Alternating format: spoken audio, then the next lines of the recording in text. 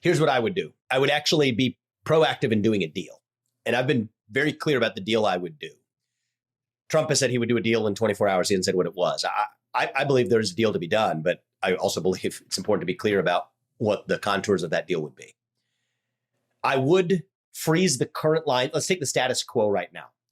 So I can answer your question, or I could answer starting from the present.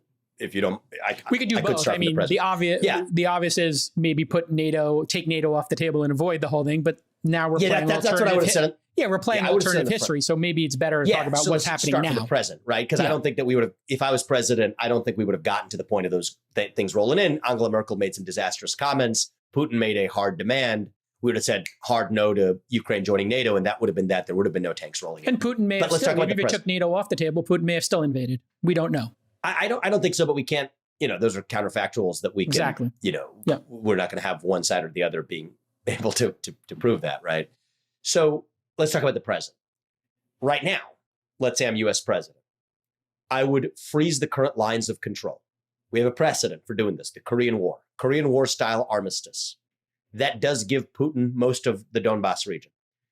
That's beyond the pale of what many are willing to accept in either party. But I think any deal, someone has to win. Everyone has to win something out of the deal. I would further then give that assurance that NATO will not admit Ukraine to NATO.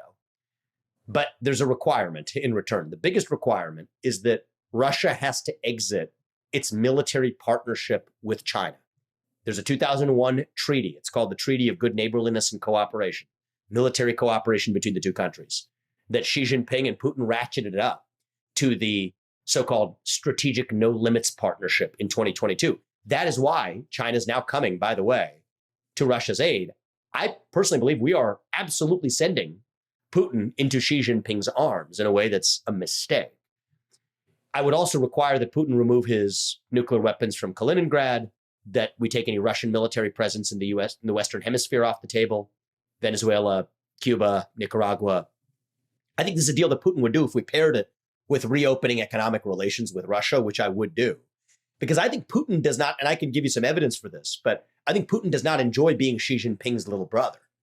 And so I think that this is actually an opportunity. And I have to confess, I am a guy who sees our foreign policy prism through the prism of believing that China is the top long-run threat that we face. And so most of my foreign policy views and national security views, even on topics that are apparently unrelated to China, I still see it through that prism.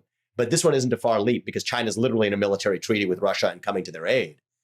I would use the Ukraine war and an end to the Ukraine war as a way to bifurcate the Russia-China relationship and basically dissolve that relationship.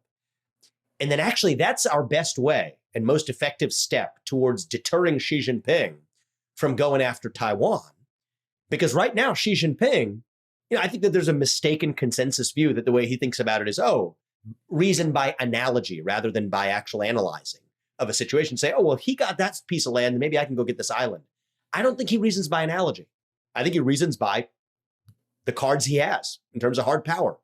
So his bet is that the US won't want to go to war with two different allied nuclear superpowers at the same time. But if Russia's no longer in his camp, then Xi Jinping is going to have to think twice about going after Taiwan.